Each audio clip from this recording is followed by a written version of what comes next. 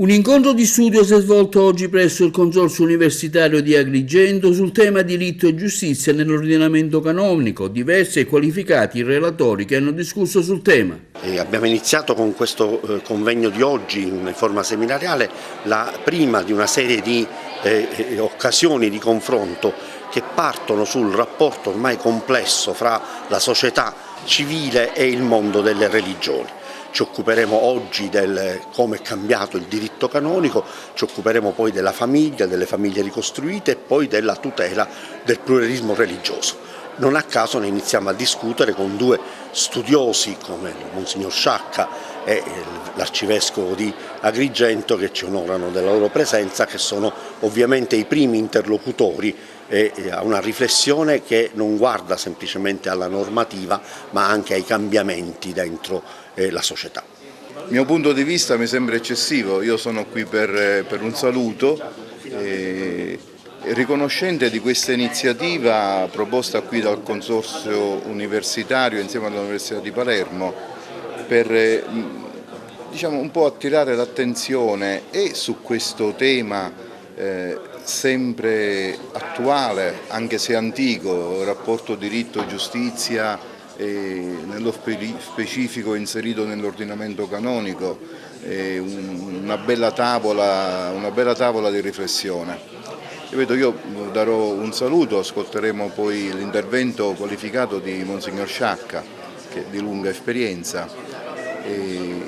ma voglio sottolineare la bella opportunità per la nostra Agrigento, no? Dove si può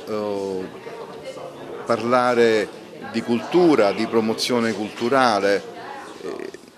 perché sappiamo essere sempre sensibili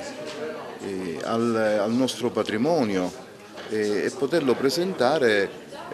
con diverse sfaccettature, così come questa ben organizzata oggi. Io sono stato invitato gentilmente dal professor Ferrante dell'Università di Palermo, che mi pare operi in questo polo universitario e rappresenta, mi sembra, una risorsa notevole per Agrigento, per il territorio, soprattutto per la popolazione studentesca che può appunto formarsi senza sottoporsi a faticosi viaggi, a costose trasferte, a presentare un libro che avevo scritto qualche mese fa, è uscito, sì, è un libro tecnico in verità, ecco, I nodi di una giustizia, problemi aperti nel diritto canonico,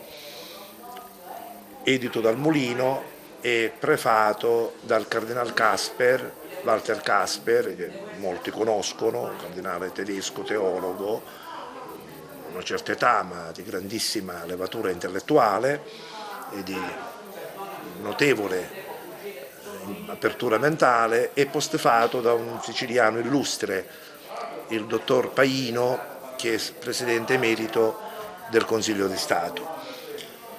Ma prescindiamo dal libro, vero? Insomma, che affronta tematiche giuridico-canoniche abbastanza specifiche e che potrebbero anche non essere di interesse così generale.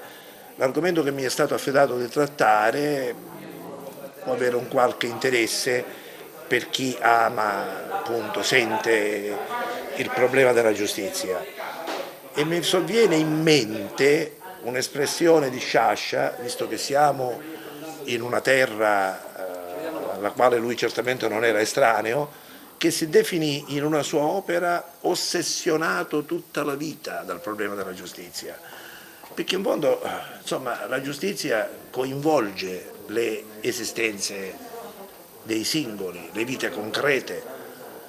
vuoi perché da essa si riceve quel che dare a ciascuno il suo, ecco. E vuoi perché se ci si allontana, ovviamente si rischia seriamente di essere sanzionati, quindi è qualcosa che non lascia appunto indifferenti, estranei. E tratteremo brevemente, così come si può fare in una conversazione, senza nessuna pretesa di completezza, di esaustività, il rapporto tra legge e giustizia. Ecco, perché la legge ovviamente ha un fine, raggiungere, perseguire la giustizia. Il mio intervento si limiterà a introdurre un po' il tema del convegno odierno e un po' a presentare quelli che sono i relatori, in particolare Sua Eccellenza Monsignor Giuseppe Sciacca, che è venuto appositamente da Roma, perché lui è un alto esponente della Curia Romana e quindi ci illustrerà da par suo, anche perché ha un curriculum di tutto rispetto che lo ha portato a ricoprire vari ruoli all'interno dell'amministrazione della giustizia della Chiesa, e quindi ci illustrerà un po' quello che è il tema di oggi, che è il rapporto tra diritto e giustizia nell'ordinamento canonico. Un rapporto non sempre facile, perché sappiamo che diritto e giustizia spesso rappresentano due poli, spesso contrapposti, spesso alternativi, ma che nella Chiesa, devo dire, si riesce in qualche modo a coniugare molto bene, anche grazie a un'applicazione del diritto che è, come dire, addolcita, se mi passa l'espressione, dalla misericordia. Quindi in qualche modo il diritto non diventa un valore assoluto, un valore a sé stante, quasi un feticcio da venerare come accade negli stati per esempio secolari, specialmente in quelli totalitari, ma diventa uno strumento duttile e malleabile che permette di realizzare quello che è il fine vero del diritto canonico, cioè la salvezza delle anime, attraverso un'applicazione, come dicevo prima, temperata dalla misericordia. E questa è una tematica centrale, noi chiaramente l'abbiamo guardato all'interno del diritto canonico, dove il rapporto tra diritto e giustizia è fondamentale ed è uno dei principali angoli appunto prospettici, ma il rapporto diritto-giustizia riguarda